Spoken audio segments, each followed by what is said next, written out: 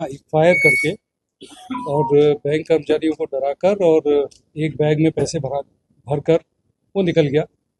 बाद में जब इस राशि को हम लोगों ने काउंट कराया तो लगभग 6,64,000 के आसपास वो राशि थी। घटना बहुत ही गंभीर प्रकृति की दिखाई देती थी और उसी गंभीरता को ध्यान में रखते हुए पुलिस टीमें अपने काम में लगाई गई।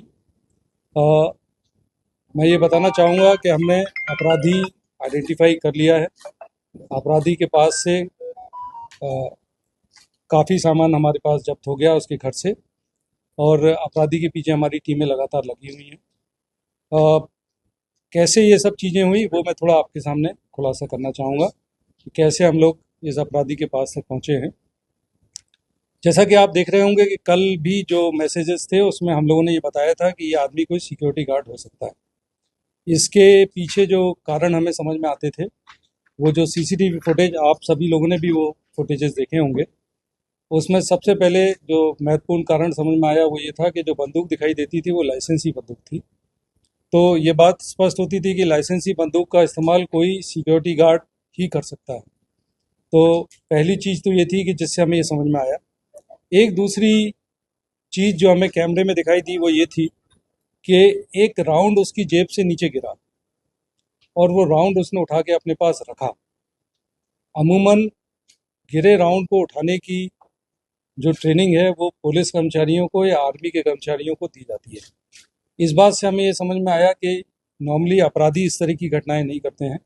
अगर किसी कारतूस को कोई उठाने की कार्रवाई कर रहा है तो वो कहीं ना कहीं पुलिस या आर्मी का बैकग्राउंड इसमें शामिल होना चाहिए।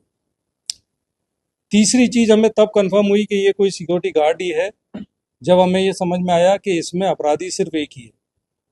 पहले हमें ये लगता था कि एक व्यक्ति जो उसके बाहर खड़ा है उस पर हमें बहुत शंका इस बात की हुई कि वो जब घटना हो रही थी अंदर उसी समय वो शटर से अंदर दाखिल होने का प्रयास करते हैं और इसके बाद वो बाहर निकल जाते हैं और बाहर जाने में उनका ऐसा लगता है कि उन्होंने कोई अलार्म रेज नहीं किया, अर्थात कोई हल्ला गुल्ला नहीं मचाया। तो हमें लगा कि ये अपराधी के साथी हैं और बाद में वो अपराधी की ओर ही मोटरसाइकिल में भाग कर निकलते हैं। तो इससे हमें ऐसा लगा कि वो अपराधी के साथी हैं और वो ही उसके पीछे गए हैं। पर बाद में जब हमारी जांच हुई और उनको हमने पहचाना और उनसे जब हमारी बातचीत हुई तो ये पता चला कि वो अपराधी के साथी नहीं है बल्कि बैंक में किसी काम से आए थे और जब उन्होंने ये घटनाक्रम देखा तो डर गए। बाद में उन्हें थोड़ी सी हिम्मत और साहस हुई तो उन्होंने बैंक के प्यून को साथ में बिठाया और उन्हें पीछा करने की कोशिश की अपराधियों का। तो ये घटनाक्रम जब हमें समझ में आया कि इकलौता अपराधी है तो ये साफ इंडिकेट करता था कि कोई ऐसा आदमी जो बैंक में ड्यूटी कर चुका है, जो किसी आर्मी के बैकग्राउंड का है, वही इस घटना में कहीं ना कहीं शामिल होगा। अब इस घटनाक्रम को सॉल्व करने के लिए हमारी टीमें 4 तरह से काम कर रही थी।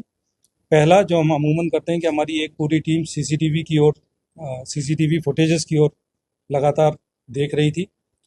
वहीं दूसरी टीम हमारी हमने लगाई कि जितने सिक्योरिटी गार्ड्स का हमारे पास रिकॉर्ड है उसके बारे में भी हम लोगों ने जांच करना शुरू की और ख़ास तौर से उस इलाके के आसपास के जो इलाके हैं वहाँ रहने वाले कितने सिक्योरिटी गार्ड्स हैं इसके बारे में भी हमारी जांच शुरू हुई। तीसरी टीम हमारी आर्म्स लाइसेंस जो थे उनके बारे में, चूँकि ये लाइसेंस शुदा वेपन दिखाई देता था, उसके लिए भी हमारी एक टीम लगी। और चौथी सबसे महत्वपूर्ण टीम थी जो हमारी नाकाबंदी के लिए लगातार हमारी टीमें लगी थी, जिसमें हमने Ujjain road, Dewas road, Khandwa road, Dhar road, इन सभी रोडों पर अपनी नाकाबंदी की टीमें लगाई हुई थी। जब सारी नाकाबंदी की टीमों से हमें रात 8 बजे तक ये खबर मिली कि इस तरह का कोई व्यक्ति क्रॉस नहीं किया है तो हमें इस बात का पूरा विश्वास हो गया कि ये व्यक्ति इंदौर का ही है। अर्थात अब हमें इंदौर और इंदौर के ही इलाके में अपने टीमों को कंसंट्रेट करना है। हालांकि यह भी संभावना थी कि कपड़े बदल कर कोई आदमी निकल सकता है, लेकिन फिर भी हमें ये मजबूती से ये एहसास था कि ये इंदौर में ही है। मैं हमारी पूरी टीम जिसको लीड श्री अभिनय विश्वकर्मा जो हमारे जोन 2 डीसीपी हैं, आपकी कड़ी मेहनत और आपकी पूरी टीम की कड़ी मेहनत, जिसमें अमरेंद्र सिंह, आपके साथ 2IC विजयनगर गौतम, इसके अलावा TI लसूड़िया श्री तारेश सोनी, कृष्ण लाल चंदानी ACP, आप सभी लगातार पूरी रात लगे रहे और मुझे लगता है कि लगभग 1,000 के आसपास कैमरे आप लोगों ने खंगाले और एक एक कैमरे से एक बहुत अच्छी बात ये हुई कि इनका उत्साह इसलिए बढ़ता गया कि इन्हें एक एक कैमरे से रूट कुछ कुछ क्लियर होता गया। कभी वो न्याय नगर पे दिखाई दिया, फिर आगे उन्हें हीरा नगर के आसपास दिखाई दिया। पूरा रूट आपको एक बार डीसीपी अभिनय बहुत अच्छी तरह बता पाएंगे। अ, जैसे जैसे रूट क्लियर होता जा रहा था वैसे वैसे हमारी टीम लगातार उसमें मेहनत करती जा रही थी। पूरी रात टीम ने मेहनत की है। मुझे लगता है कि हमारी 15 से अधिक टीमें लगातार सीसीटीवी कैमरों को खंगालने में लगी थी। क्राइम की भी हमारी पूरी टीम, जिसमें राजेश दंडोतिया और उनके पूरे टीम के सदस्य लगातार लगे थे। इलेक्ट्रॉनिक सर्विलेंस का भी काम हमारा जारी था, जो हम हमेशा करते हैं।